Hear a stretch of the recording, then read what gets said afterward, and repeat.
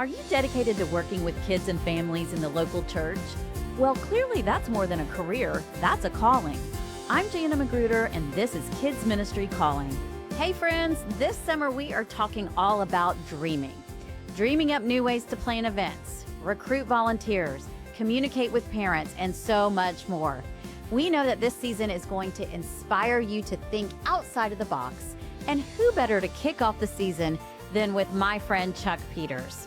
In ministry, it's easy to stay busy planning events, filling calendars, and trying to keep everything moving.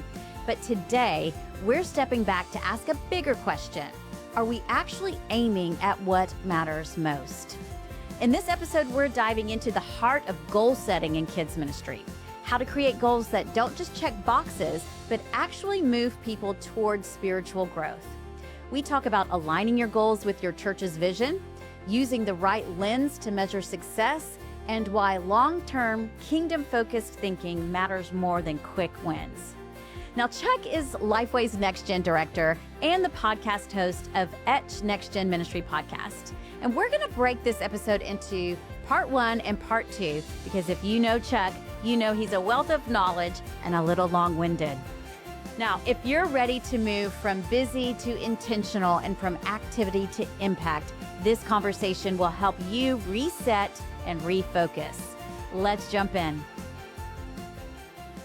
Well, hey, everybody. I am so excited. Today is a special day, and here's why.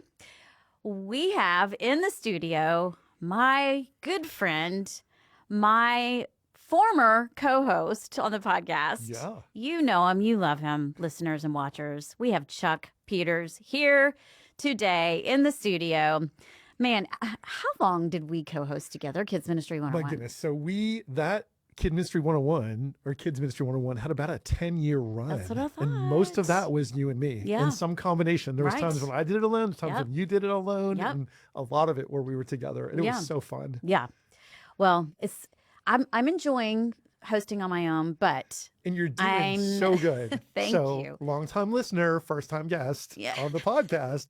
I'm so glad to be invited back. I've been waiting, like I don't know. I'm like, does she not want me back? really? No. Seriously? Oh, man. I've had you on ETCH. I know. right? Yeah. So you now have Kids Ministry Calling. I now have the ETCH You have NextGen ETCH. Ministry Podcast. Yep.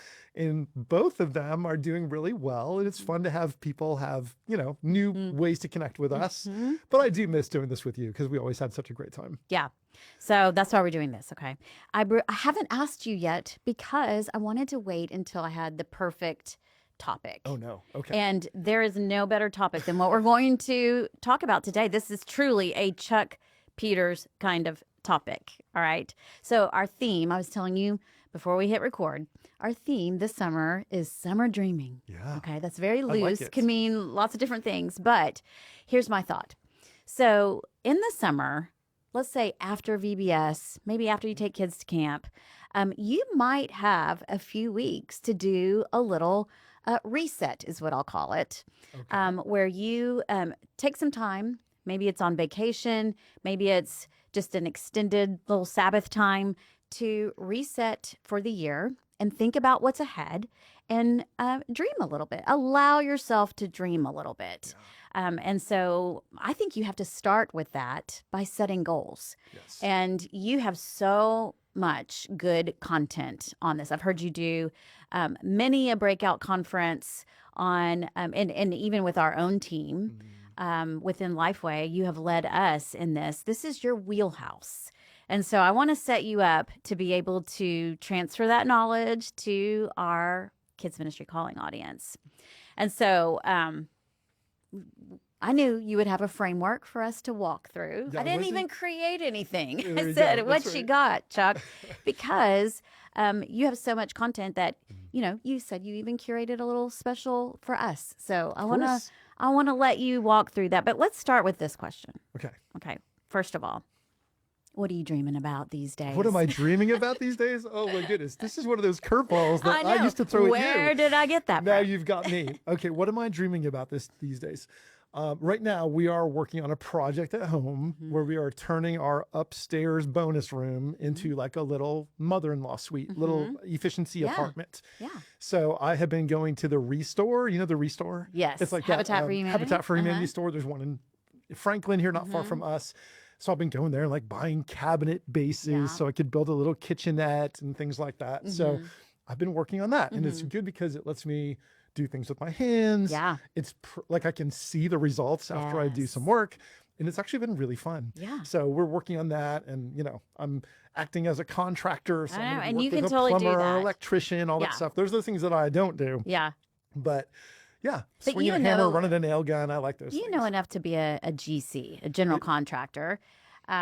So, I mean, through the years, I've watched you have all kinds of handy hobbies. Yes. And always like a smashed thumb. Like, Yeah. see my thumb's all black and blue right now. Hit it with a hammer. Yes. Always scars and scabs and things from some kind of job. Yes. Yeah.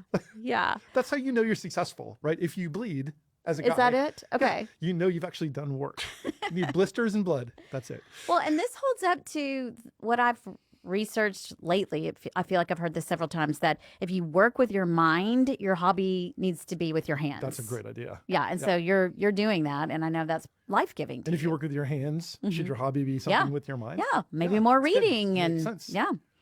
There you go. All right. I like it. Good. I will take that as affirmation. Yeah. I'm doing the right things. You're doing great. You're doing great. I mean, you create tables. You know how to build furniture. You know how to drywall. Okay, so you know my secret, and this is true of everything, you guys. My secret is PFD, What's that? pretty from a distance. The closer you get, like to me personally, the closer you get, the worse it all gets. The closer you get to my car, the closer you get to my the tables that I build. So yes, I've been building like 8-foot farm tables for a while. My wife Chris wanted one year, and so I built her a table. Yeah. I'm like, I can't afford to buy one. They're super expensive. But Yeah. I'm like, okay, I could take the legs off that table and build a new surface. And I found out that people would actually Yeah. buy them. Yeah, they will. So I've been teaching our son Tate Uh-huh. to how to make tables. He's not as excited about it as I had hoped he might be. I'm like, okay, maybe this will be your thing. No, Yeah. not quite. But yes, I enjoy doing that kind of work, but my attention to detail is not the greatest in the world. Well, that's what you have others around you for, right? That's right. Surround yourself with people who are better than you. Yes. Oh, goodness. Okay. Well, thanks for sharing that. Let me ask you our lead-in question. Okay. So why do you think it is so important to set goals? Oh, so important. So this is true of anything that you do. So whether it's your career, your health, your family, whatever it is, because here's what I've learned about goals. You will hit whatever you aim for. And so if you aim for nothing, you're going to hit nothing. Yeah. And so if you aim for the wrong thing, you're going to hit the wrong thing. And so there's this story that I know you've heard me tell, but I want to share Yeah, it with definitely. your audience. I want them to hear it. So there, in 2004, the 2004 Olympics, the story goes, and this is a true story. You can Google it, look it up. Ask AI if you want to. This guy named Matt Emmons was in the Olympic rifle competition. And so I've found pictures of him, and he has all this crazy gear, headgear, and little focusy things, and this really fancy rifle that he shoots. And in the 2004 Olympics, he had scored enough points that all he had to do to get the gold medal was just hit the target. Yeah. Not the middle. He didn't need a bullseye. Okay. All he had to do was hit Around the that part, target. okay. He was so far ahead of everybody else. That's all he needed for the win. So he lined up his shot, the story goes, and he's focused in on the bullseye, and he aimed just right. And people who shoot, they do that whole thing where like you take a deep breath and you let it out halfway, Okay. and then Didn't know that. gently Okay. squeeze. He fires, and he hits dead center in the bullseye, dead center in like the red circle in the middle. And he's like, that's it, I got the gold. And he turns around and he looks up to the scoreboard, and there's no score. It's 0. Poor Matt Emmons. So like he looks at the judges and he's like, there's some kind of malfunction. What's going on, right? You're a tennis person. Yeah. So I picture like the John McEnroe days where he's like, what's going on with the judges, Yes. So I'm sure it was a moment like that where Matt Emmons is like, I hit the thing. Where's my score? Yeah. And the judges conferred and convened, and they came back and they said, no, It's no score, 0. Oh my goodness. What had happened, Jana, is he hit the bullseye on a target that was 1 lane over. So he hit the bullseye, but it was on the wrong target. And so for us, it's so important that we have goals that are the right things because we will hit what we aim for. And so there's a quote by Howard Hendricks, who is a professor at Dallas Theological Seminary. He said this. He said, "My great concern for you in life is not that you will fail, but that you will succeed in doing the wrong things." That's powerful. And I think that just hit me, Yes. right? Because as driven people, we tend to have a lot of things going on. Yeah. And it's so easy for us to move from thing to thing to thing to thing to thing and just keep knocking down targets. And maybe I need to be careful that I'm not missing the target that really matters. Yeah. Right? The one that counts. Right. And so the idea of setting goals, of clarifying what is the mark, what is we're trying to hit, what are we aiming for, how do we define success, is so crucial to what we do, because otherwise we're just firing randomly, and who knows if we're accomplishing what's really important. And what I like about the story, Matt Emmons, Yeah, bless his heart, we all remember his name for the wrong reason. poor guy. But I could take the analogy a little further, just as you're talking, because I've heard it several times, and it made me think about, the target that he did hit was just slightly next to him, right? Yeah. I assume it's very close that he would get confused. It was. And so, we could have things almost right. Or you could take it even further. And this is, in our culture, there's a lot of comparison. You could try to hit someone else's target, yep. the person next to you, the church down the street, That's right. Yes. And then what does that look like? You it need could be to the hit wrong. your target. Your target. That's right. Right. So the Stay whole idea in of your stay in your lane. lane. Yes. There's truth to that. Yeah. I think another thing that I take away from that, Jana, is tunnel vision, right? Because clearly what happened is he was so focused in on that bullseye that he never Zoomed out. He never stepped back to get the full picture of what's going on. So that's why when you say summertime, after VBS, after camp, you might have just a little time to catch your breath, rather than just zoning out and tuning out and crashing out, which is what we want to do after VBS and camp, right? Sure, just recover, just let me take a vacation and go to the beach.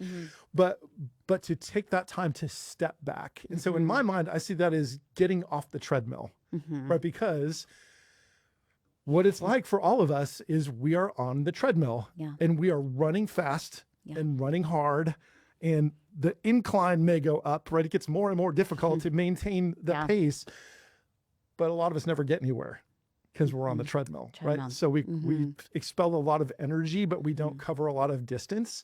So we need to step off the treadmill of our day-to-day grind so that we can assess the bigger picture, see the context, identify the right lane, identify the right target. Then focus in and do all the right things, because Matt Emmons did all the right things. Right. He in a sense, right, his sights were aligned properly to shoot.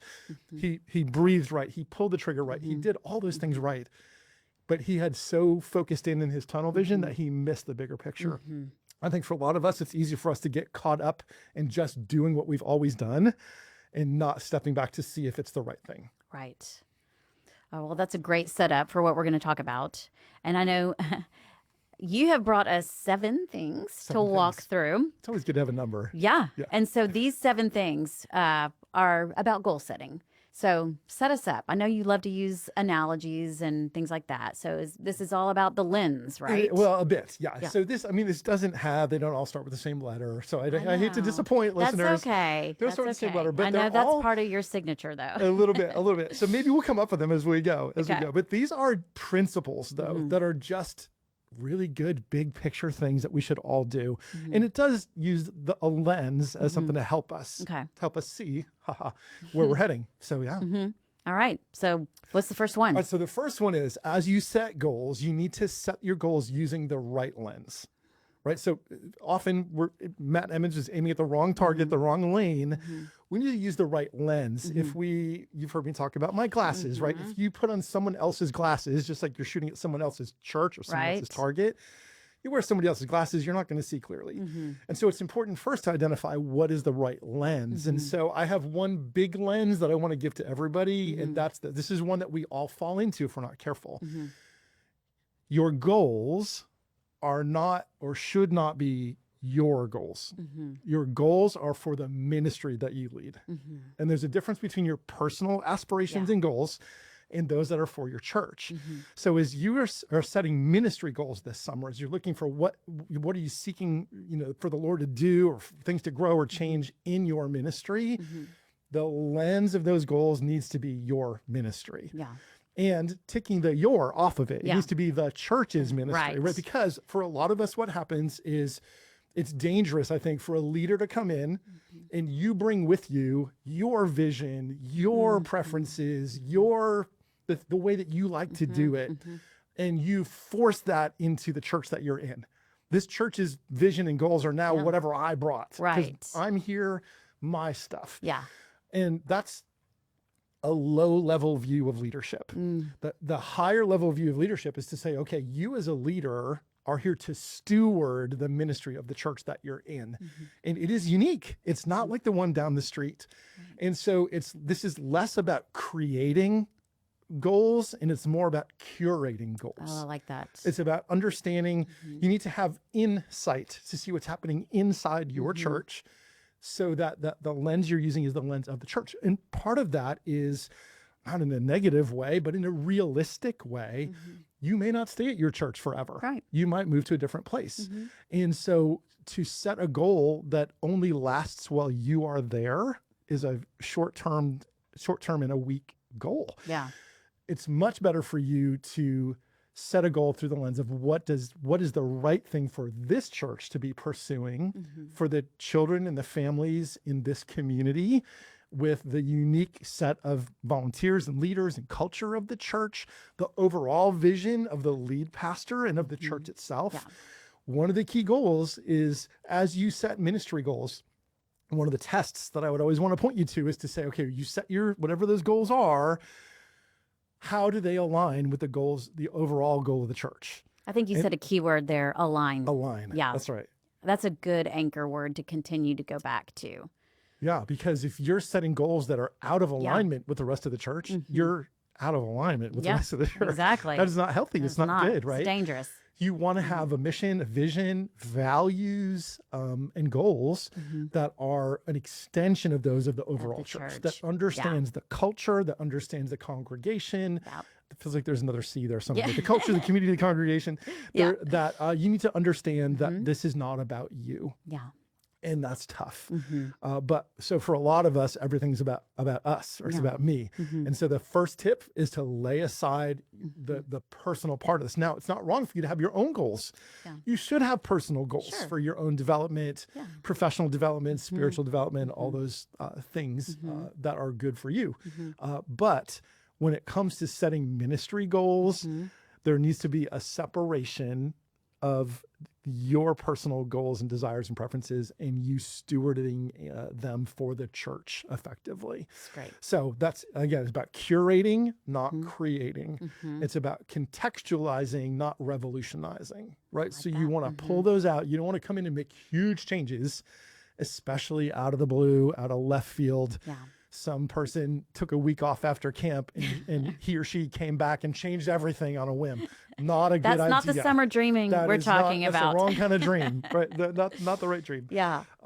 So it's really good because of this to not set goals or cast vision alone. Don't do it in isolation. So you want to look for other staffers, your coworkers. You want to consult your leadership. You want to use volunteers who are highly and deeply invested, that are trusted, not just any random person, right? People need to earn. You need to trust that the people that you include understand the context of the church, the culture of the church, the needs.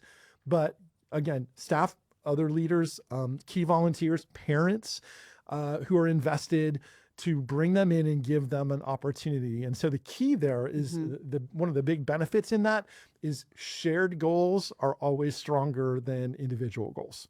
Okay. So if I come with a goal for a team or for a church, and it's my goal, my vision, and I just force it on everyone, there's going to be resistance. People don't like change. Yeah. People don't like to be informed, right? We Right. talk a lot here about the racy. Racy is a construct in business that's like some people are responsible, accountable, consulted, or informed. We actually shared about it on this podcast. So this is good review for our Nobody wants to be audience. the one who's Right. just informed. Just informed. I yeah. wish I was consulted. Why didn't anybody ask Exactly. me, right? So you want to make sure you're consulting the right people because you want them to be bought in. One, because when you leave, they can carry on a vision that's bigger than you, but also because they can help you. When other people come and they question the vision or it's uncomfortable for them, you have other people who are like, no, I was a part of this and I'm bought in. This is a fantastic vision. Yeah. So don't do it alone, and it's not about you. This is such an effective way to build teams too. If you're inviting in parents, if you're inviting in volunteers, you're getting other ministry leaders buy-in. Yeah. This is a great way to be able to cast vision for what we do in kids ministry. And so it's really easy to invite people into that when they've had a part of building it with you. That's right. And that's why it's important to get the right people right at the people. table, Yeah. right? If you have the wrong people at the table, that can be detrimental. This is true. If you have no people at the table, Yeah. that's not good. But to have a group of others who are invested in this vision, and that makes it harder for you. It's easier to go off and write my own vision by myself. It's harder to wrestle through values and ideas and concepts and priorities with a group of people, but it will be stronger if you do. Absolutely. All right, let's move to the next one. Set goals using a long lens. Yeah. So what do you mean by that? First one is make sure you use the right lens. Right lens. The second is to use a long lens. And so that is this. A lot of times, if we're honest, our goals can be really short-termed and short-sighted, right? And so I need a goal for lunch today, right? My goal is not to overeat at lunch today, not to make bad choices.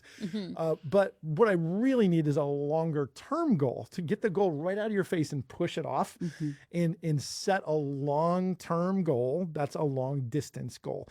So I often talk about the idea that as you start a goal setting for ministry, think about, one of my favorite people to quote is the 7 Habits of Highly Effective People, Covey. Stephen Covey. And one of his big takeaways that always sticks with me is the idea of begin with the end in mind. Yes. Begin with the end in mind. So as you set goals for the effectiveness of your ministry, yes, you're going to have short-term, immediate things. We're going to get to that next. But the most important thing is to say, okay, if a child enters into our system at birth or at preschool and they go all the way through our kids ministry, what are they going to look like when they get spit out the other end as a 6th grader, right? They're moving into that youth group and leaving us. What do I want them to know? How do I want them to grow? And how do I want them to go and how they live and walk out their faith before we begin? Yeah. And so with that, we can step back and say, okay, what do we want kids to understand? What kind of spiritual disciplines do we want to instill within them? What sort of people do we want them to become? Then with that long-term goal, we identify the target. The target is that every kid who comes through this ministry would leave here knowing this, and this, understanding this, and this, and living in a way like this. Then we can say, okay, now what do we do between now and then to get there? Yeah. Right. And so it's setting the destination for your GPS, right? The GPS tells you which way to turn, but only if you tell it where you're trying to go. Right. And so we need to start with that long lens of what is the goal. And when you think about the whole concept that, train up a child in the way he should go, we often are focused on making better children. And I argue that is not the goal. In my mind, that's not the goal of kids ministry. Making better children is a great thing, but the goal for us is in kids ministry as leaders is to raise kids up to be godly adults. Right? Because we see the statistics about them leaving the church when they leave high school. Right. So what do we do about that? Well, first of all, if our goal is not to make them godly adults, they're not going to become godly adults. Right. We, aside from the Lord's intervention, obviously he's all powerful, sovereign, and good. He will do what he will. However, strategically, if our goal is to have, there's a book out there, I don't remember who the author is right now, but there's a book called A Better Kid by Friday, right? Yeah. If our goal is a better kid by Friday, we are going to do things that lead to behavior modification, not heart transformation. And for years, you and I have talked about the importance of it's got to start and end with the heart. And if heart change doesn't happen, we have not accomplished the goal, right? So when a child is transformed by a life-changing relationship with Jesus, the indwelling of the Holy Spirit, then their behavior follows, then their language follows, then their friendships follow, their disciplines follow. But the goal isn't those things. The goal is spiritual maturity. And then we build in those steps to get there. Right. And this is super important to have these kinds of conversations as a ministry team. As you're talking, I'm thinking about, some churches are set up where you have a preschool minister, they're over preschool, a children's minister, maybe even have a preteen, and then you go into middle school, high school, student ministry. All of those age group areas need to be doing this. Yeah. We need to be on the same page about, what kind of godly adult do we want to, to leave our ministries in high school and stay in the church and all of those things. That's a journey. That starts as soon as those parents bring that baby into your baby room. And so what does that journey look like? I think that's the kind of intentional long game planning that you're talking about. That's right. Yeah. And as you sort of acknowledged, this is even stronger and better when it doesn't begin and end with the isolation of just kids ministry. Right. It's the preschool team is feeding into what enters into the kids. The kids team is connected with student ministry so that the foundations that we're laying and the core disciplines that we're instilling set them up so that next level of ministry will carry them on to the next level of maturity. Yeah. So it's all this planning about including the right people. Yeah. Part of that is planning your kids' vision alongside your student team, planning your student team alongside your college ministry leaders, planning along with your senior pastor and the church overall, so that it's all connected because the goal does not end when they leave 5th grade. Exactly. This is a great time to talk about things like milestone strategy, discipleship planning, truly the path that we would want a child to experience all the way until high school graduation. For sure. Next gen. Yeah, 100%. And so some of these things, like, I don't know, one example, and I think these should be informed by statistics, by, things that we know to be relevant and effective. So, we've, in the research that you did for Nothing Less, the book from a couple of years ago now, but it's a classic. If you haven't read it, you have to read Nothing Less by Jana Magruder. And our kids team at the time put that book together and worked with LifeWay Research, and it talked about these childhood indicators of spiritual maturity, right? And so there's things that are effective and there's things that weren't effective. Yeah, didn't make the list. The thing that stood out, that is no longer a secret, spoiler alert, if you haven't read the book, plug your ears right now. The spoiler alert is the one big thing that was the huge takeaway was Bible reading. Yeah. The number one indicator of will this child be spiritually mature when they leave home and move on is if they had an open Bible in their hands, in their house, in their home, at church. Yep. So such a simple thing, but coming back to that, and it was so simple but so profound, right? Because guilt trip intended, if you're running your ministry and you're not opening Bibles, you're not doing it right. Right. So knowing the importance of getting kids into the Bible, we can say maybe one of those big goals is by the time they leave, we want every kid to have, carry, and use their own Bible. Yeah. Simple goal. That's a great goal to set. It's ministry focused. It's something that we know will be effective. It's actionable. It's tangible. Actionable. So then we can step it. back and say, okay, well, how do we accomplish that? Yeah. Which leads to our next step. But it might be something else. Like we know the importance of relationship. That's what we learned from the book that we did together with Flip the Script is the importance of reaching the next generation in relationship. They don't care what we know until they know that we care. They need to feel emotionally safe before they'll listen. We can't assume pre-existing worldview or Bible knowledge. And so we have to lay a foundation to get there. And we know that a lot of that is just by having every kid feel known and seen and valued. So we might set a goal that would be, We want every kid to be known by name. Mm-hmm. If you had a church of 600 kids or of 6 kids, you want every child who walks in the room to have somebody look at them and call them by name, so that they feel known, and they are known. And so they're again, really valid, important goal that leads to the setting up the right kind of conditions for the spiritual growth to happen that we're seeking. And so those are just 2 simple examples of goals that are not crazy, insane goals. They're very realistic and attainable, but also of high value. And it's great for volunteer training because you can point to those. And people love to have little actionable things that they know is going to make a difference. Yes. And so these are specific goals. These aren't necessarily overarching, broad vision goals. These are actionable where you can check it off every week. Every volunteer can have a part of this. And then you have all of your buy-in, a shared vision for us to accomplish together that leads to heart change, heart transformation, and growing in God's word all the way through adulthood. That's right. That's all making sure you're aiming for that right target at a distance, right? To line up the sights to get there.